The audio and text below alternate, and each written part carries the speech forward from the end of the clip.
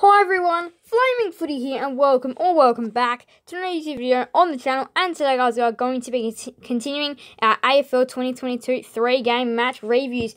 Now, I am recording this just after the Port Adelaide vs Gold Coast game has ended, but this will be going out the next day. But I am onto it nice and quickly for you guys. But anyway, 3 ripper games here, 3 very important games. And I'm going to break them down and review them. Now, North Melbourne vs Adelaide kicked us off on a Super Sunday.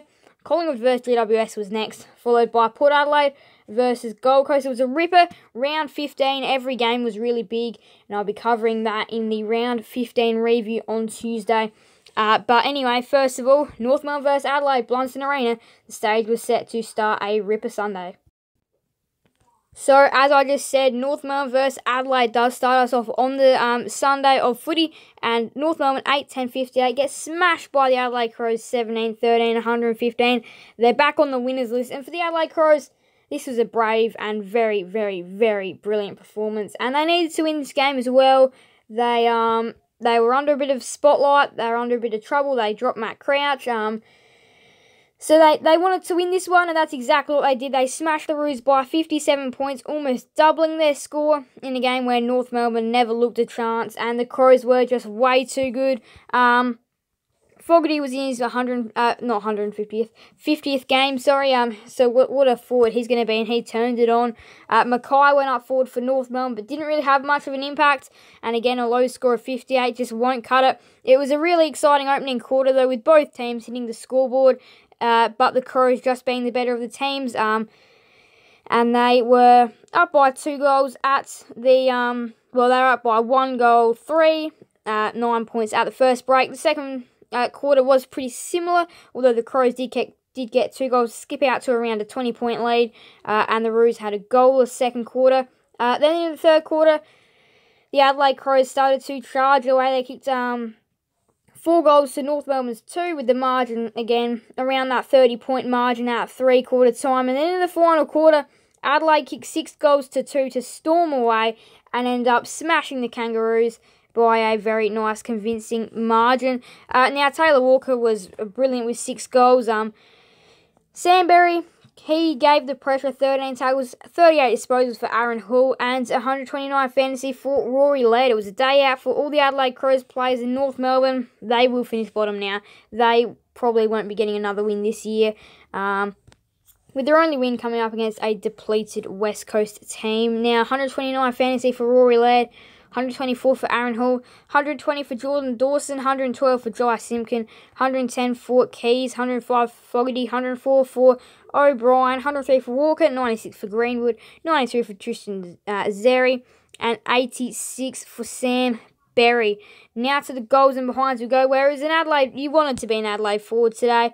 6 goals for Walker, 4 for Fogarty. They both were really good. Fogarty also got the 20 disposals as well. He was everywhere. 2 goals for Zerha, the only multiple North Melbourne goal scorer, and also 2 goals for Jimmy Rote. Larkey, he's kind of still their sole target up forward with the 1 goal, 3. Curtis did bring the energy with the goal as well. Disposals, 38 for Hull, 34 for Laird. He does it every week. 30 for Keys, he does it every week. 29 for Dawson, he does it every week. 28 for Simpkin, he does it every week as well. To the marks we go, 8 for Kane Turner and Darcy Fogarty again. Darcy Fogarty was everywhere, it felt like today. He was really good. 7 for Walker, Dawson, and the other Walker, Taylor Walker and Josh Walker.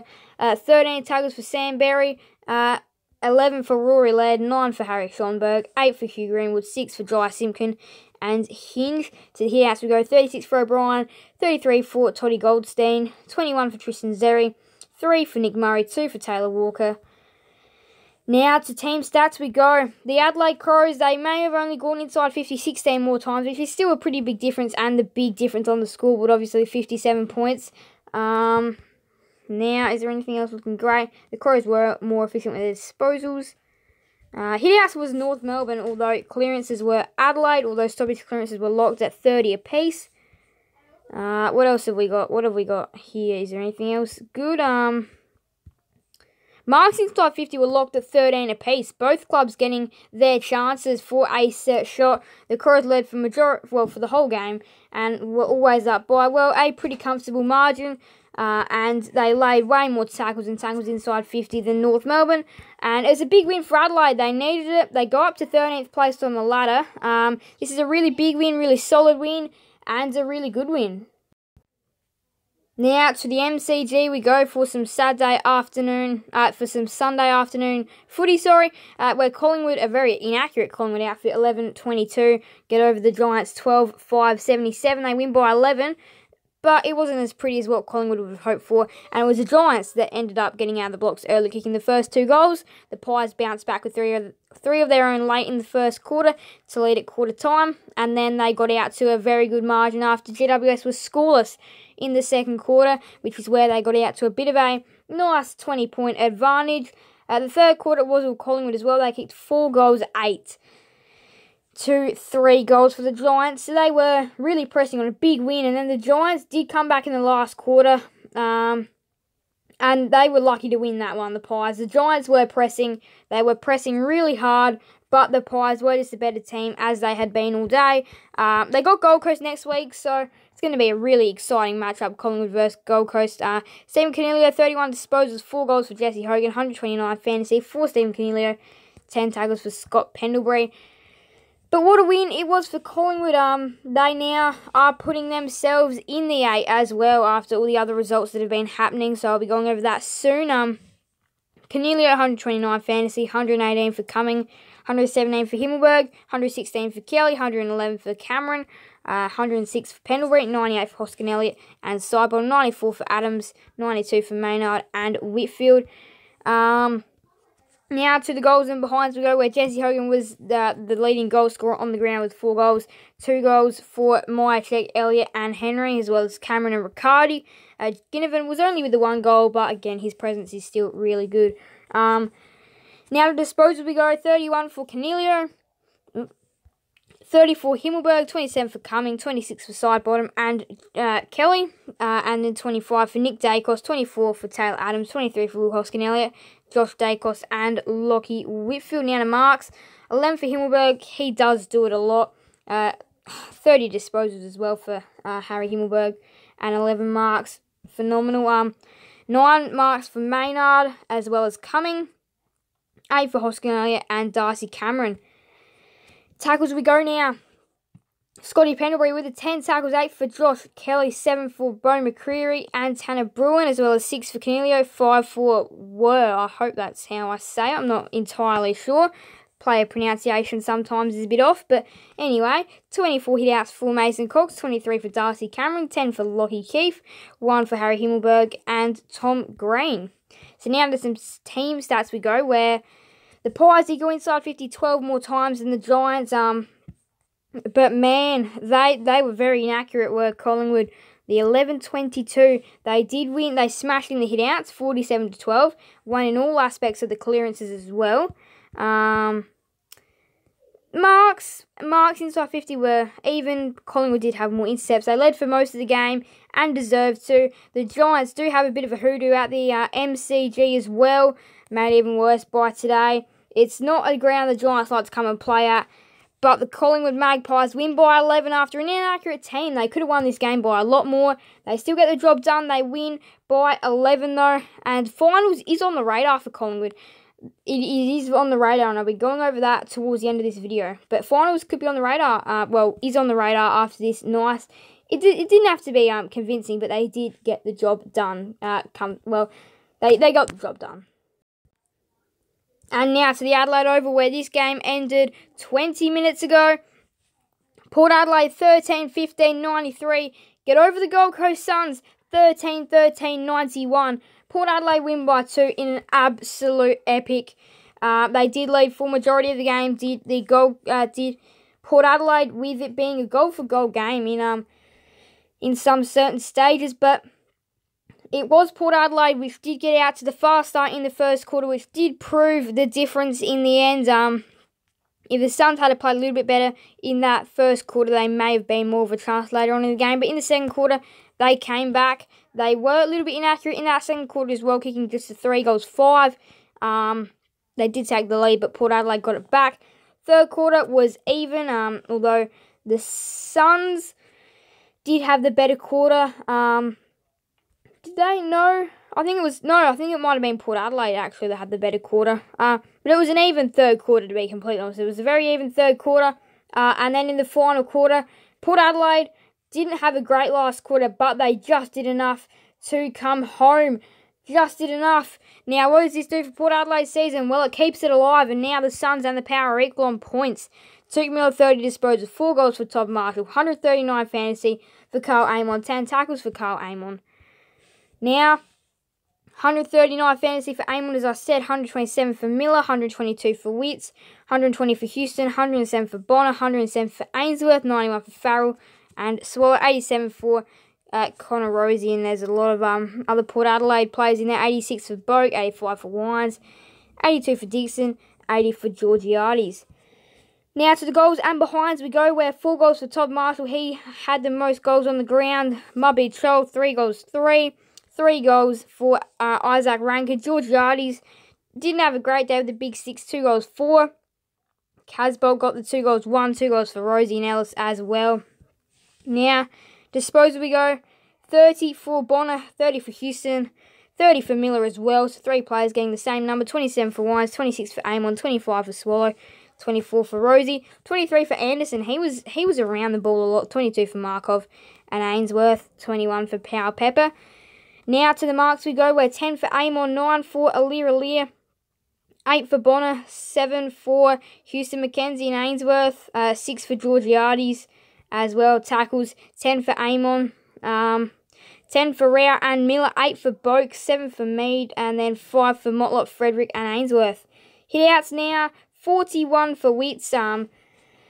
Witts is a very good ruckman. Port Adelaide, of course, without the recognised ruck. 12 for Finlayson and 8 for Dixon. 2 for Troll, 1 for Power Pepper.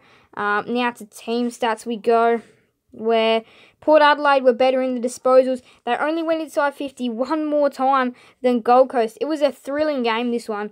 And I've gone back to the home screen.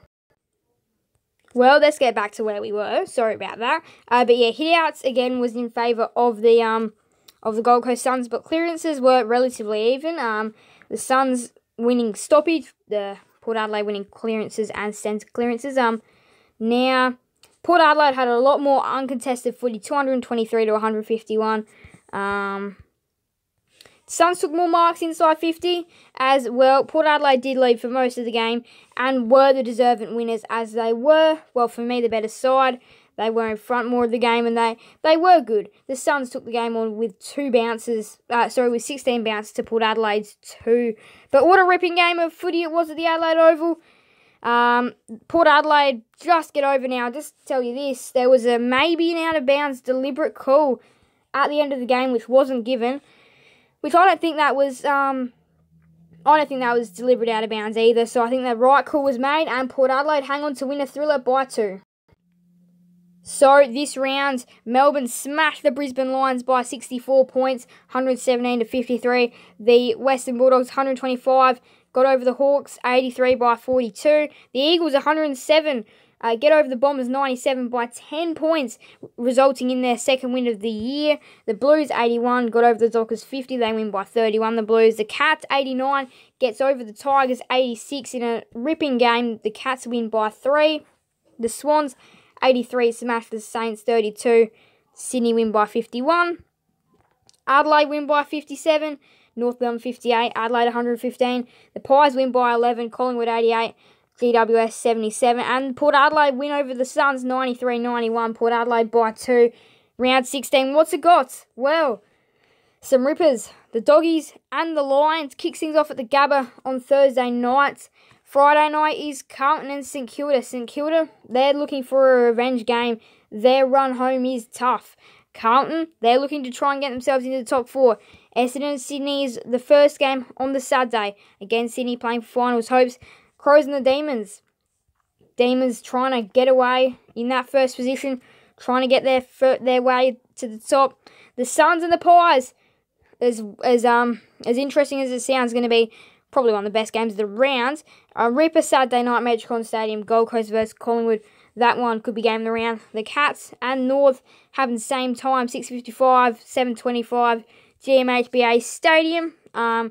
The Tigers play the Eagles on the first game on the Sunday. The Tigers are currently outside the 8. Weird to think. And they'll probably end up making their way back into the 8. The Giants and the Hawks plays out at Giants Stadium.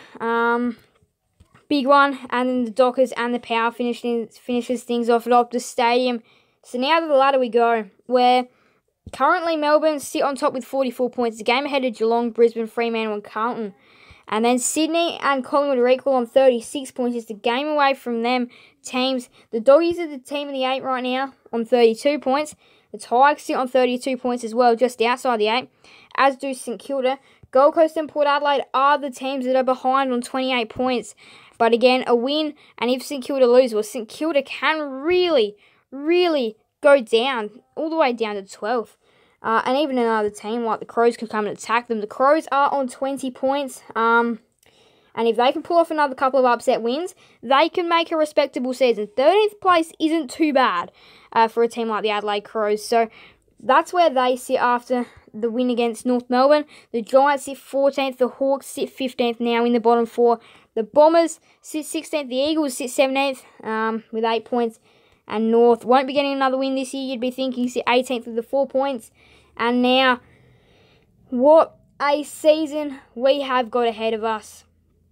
Round 15 was a really important round. Round 16 proves another big round, as every round is in the AFL now. And we've got some really important games and the top 8 and top 4 races heading up. So thank you guys all so much for watching. Make sure to leave a like and subscribe and hit that notification bell. See you guys and then miss another video on the channel. Thank you guys all so much for watching. So bye everyone. Flaming Footy out.